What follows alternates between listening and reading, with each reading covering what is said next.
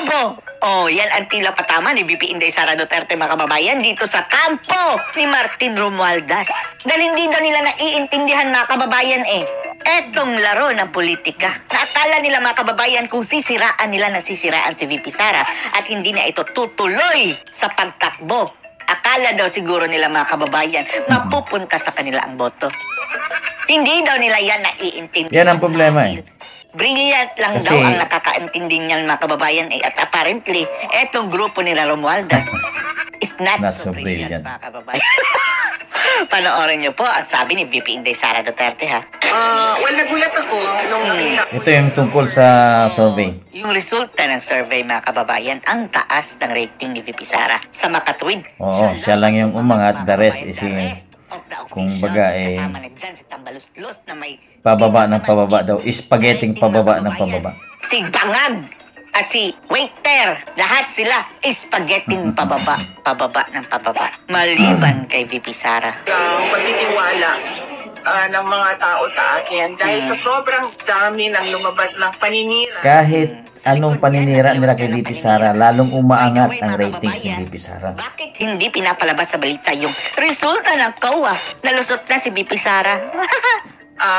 Sa kung saan man, galing sa mga politiko, galing sa social media, lahat, all sides. Galing kay Claire Castro. Paninira, nakakagulat na tumataas yung numbers. At naisip ko na sa sobrang sira nila. Kahit sinisiraan nila si VP Sara, pataas ng pataas pa rin yung kanyang survey. Kasi nga mahal ng tao, si Digong saka si VP Sara. Iba yung style nila ng ng paghawak ng gobyerno. Lumilipat sa numbers ni Martin Romualdez. Kahit mawala si VP Sara, hindi pupunta kay Romualdez yung boto para kay Sara. Hindi. Mapupunta sa iba yan. Sa tingin natin, ha, yan din ang rating ni BBM, mga kababayan. Mukhang nahila pa siguro yan up to 25, mga kababayan, dahil kakampi nila ay yung mga survey yan. Pagkabalahibo yan sila Kambalostos at ngagba. Kasi nga, sinabi ko din noon na kapag hindi ako tumakbong presidente, hindi pupunta yung boto ko kay Martin Romualdez. Sa ibang kandidato pupunta yan. Kung ang itatapat kay Romualdez, mga kababayan, ay aso, doon kami boboto sa aso. Di ba alin ang aso, loyal pa, Hindi kagaya ng ahas, mga kababayan, tambalos-los na yan. Dapat naiintindihan nila yan ngayon. Pero syempre hindi nila maintindihan yan. Kasi ubog, di ba? VP Inday. Although hindi niya sinabi talagang bobo, mga kababayan, pero yun na rin ang kanyang ibig sabihin. Mga brilliant lang ng mga kasi sila, not so brilliant. Brilliant lang ang nakakaintindi. Yung mga hindi nakakaintindi, kagaya nila Romualdez, ubog. Na saan ba pupunta? Boto. Hindi ka makakakuha ng boto, Romualdez.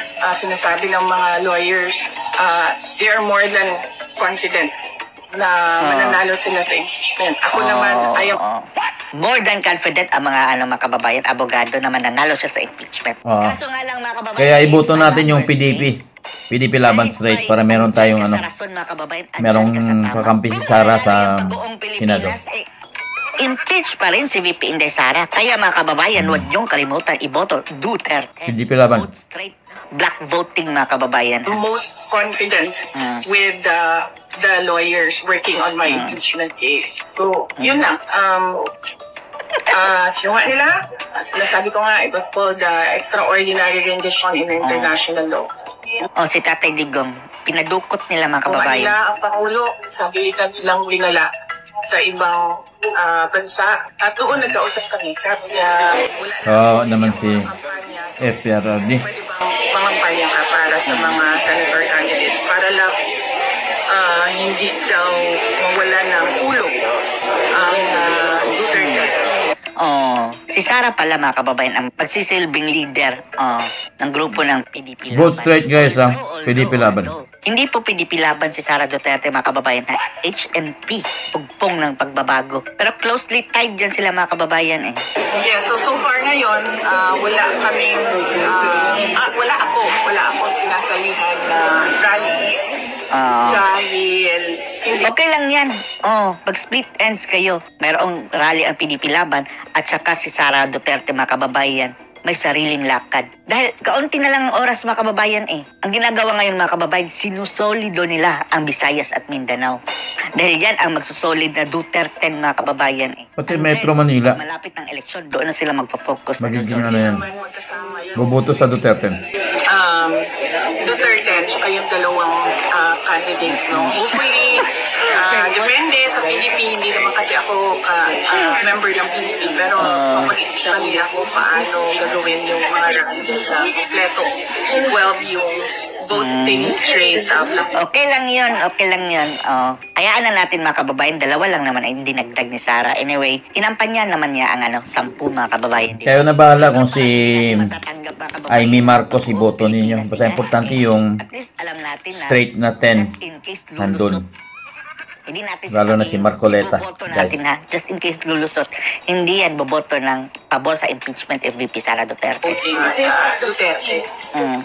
So yun, iikat ako, unang-una nagpapasalamat at sa mga tao ng ibinabalik sa mga tao yung pagmamahal na ipinapakita nila sa Pangulong. Walang ayuda mga kababayan, pero Sa kabila. dinadagsa ng tao. Dinadagsa kasi may mga ayuda. Tuwang-tuwa. Hindi kagaya ni Ngagba. Kaway sa hangin si Bangag mga kababayan. Duterte, sa aking opisina, ang Office of the Vice President, sa aming pamilya. At pangalawa ay yun, yung pag-ikot at pagpapaintindi sa mga tao kung gaano kahalaga ang straight ang boto nila para sa 10 Diba? candidates ng Duterte. Ang kahalagahan nun ay maituloy kung ano yung nasimulan ni Pangulong Rodrigo. Digong.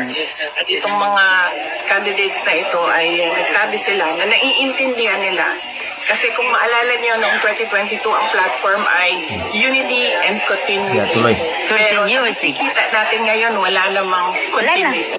In-stop na lahat mga kababayan. Pati yung build, yung Tatay Digong mga kababayan. Sayang na sayang. Walang proyekto si Bangag mga kababayan ngayong mga panahon ito na big ticket. Kalahati na siya sa kanyang Sayang yung team, mga build kababayan. niya, Kung meron Digong. siya mga big Kung ticket, tinuloy mga kababayan, sana. hindi na matatapos yan. So ito yung mga senators na Yun ang problema kasi pag tinuloy mo yung project ng isa, siyempre ang credit mapupunta pa rin doon. Kaya hindi na ipapatuloy. Ang build, naging ayuda. So, yung build daw, nagiging ayuda. So, yun yung pinapaintindi sa mga kababayan natin at sa mga botante. Sa mga makulit ang ngayon nila, nag-join kayo sa mga meeting with us. Is your president? Oo. Kasi noong pag-uwi ko ng galing sa The Hague, meron na silang ginawang schedule May na schedule na. hindi siya nag-jive doon sa schedule ng pasasalamat ko sa mga tao. Dahil pagdating ko, may schedule na ang PDP and pagbalik ko, galing dahil kailangan ko pasalamatan yung mga tao. So, kailangan ko daanan lahat yun. Lagi kang hinahanap. Araw-araw siya hinahanap ni Claire Castro mga kababayan andun siya sa Dahig. Bakit daw andyan sa Dahig? Andito daw ang trabaho sa Pilipinas. Claire Castro, andito na si VP Sara Duterte. Ano masasabi mo? to Cebu, Fake news! Baka ganyan na naman. to Negros, and then papuntang Mindanao. So, hindi nagkatugma yung schedule namin. Pero, kagabi lang ay ginagawa namin yung materials namin. Meron akong ginawang video na pwede nilang i-play sa kanilang mga rallies. At bibilisan ko yung pagpapasalamat, pag-ikot sa mga tao para makaabot ako at least man lang a few days before A few days. election day at hanapin ko kung ano yung rallies ng mga Basta ano guys, vote straight, PDP laban ng Duterte. Bahala na kayo kung iladagdag nyo si Amy Marcos saka si Camille Villar. Pero ito additional ni Duterte, ni FPRRD, si Hunasan saka si Kerubin. Ng mga buhayang yun, mga kababayan, ng mga kongresista. Hindi ko naman masabi no kung ano yung preparations ng mga abogado sa impeachment. Pero nung pag-uwi ko galing Dahig ay nag-meeting kami dahil isa din yun sa mga inaasikaso ko. At sinabi nila that they are more than confident More than confident. Sana. in winning the impeachment. Oo. Pero sana no, next time siguro mga kababayan, dapat baguhin na yan. Dapat ang magdidesisyon yung talagang judges. Like yung Supreme Court judges mga kababayan, dahil sila ang bihasa dyan sa batas eh. Dahil kung ang mga senador lang mga kababayan ang magdidesisyon, tapos mananalo yan sila Pacquiao, Lito Lapid, Diyos mío. Huwag nyo na iboto si Lito Lapid, ilang years na yan dyan. Pacquiao, wag na rin. Ano pa magiging objective yan mga Hindi naman kababayan? boxing yung laban eh. Ewan lang natin ha, kung naiintindihan ba nila lahat yung kanilang mga binabasa o marunong ba kayang magbasa at umintindi? Ewan lang natin. Yan lang yung masasabi. Ma'am VP, some members of the Congress are also saying na this is your political move. Any comment on this? Oh, pakinyo, anong pakinyo? Lahat naman eh, political move yan eh. Kahit sabihin nito, sana hindi. Political move talaga yan. Tapos mga kababayan ngayon, sabi ni Romualdez, gagalaw na daw ang lakas CMD. Ang kanilang makinarya.